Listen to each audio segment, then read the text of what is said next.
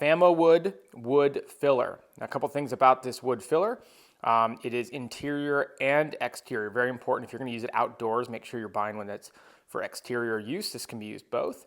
It is stainable, which I've done, and I'm going to show you here in a second. It is paintable, so you can paint over it or stain over it.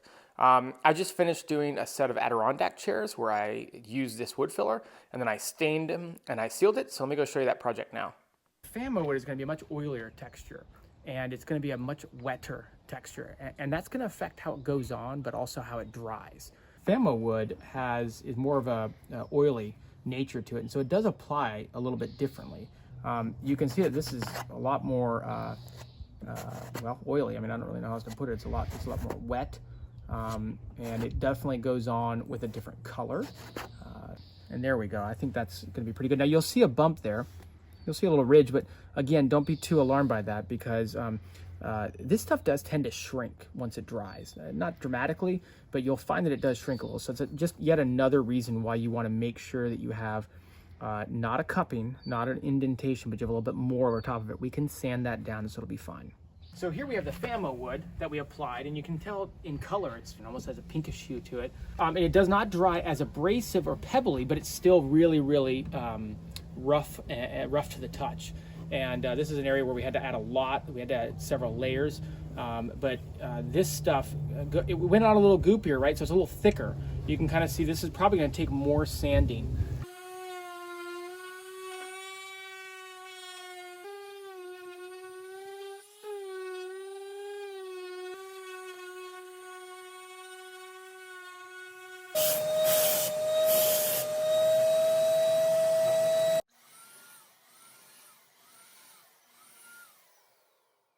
All right, so we're all done with the staining, and we've added a varnish, a spar varnish actually, to protect these for the outdoor, and we can kind of evaluate now how our wood filling worked. And what you're going to see is that it worked very, very well. I'm letting the exposure be a little high here so you can actually see. The wood is actually a little bit darker, but the way the camera is picking up on it is brighter, so you can kind of see what happened here, but you can see barely some evidence of where we filled the wood holes. But again, it's one of those things where you're really gonna have to know it's there to identify it.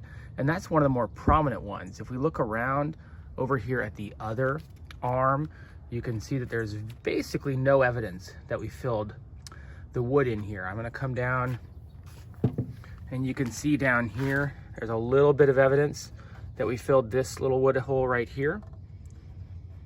But by and large, it just does such a great job, especially when you overfill and then you sand it down. I think those are probably the big keys as you're looking at how to do this, is to overfill a bit and then sand down.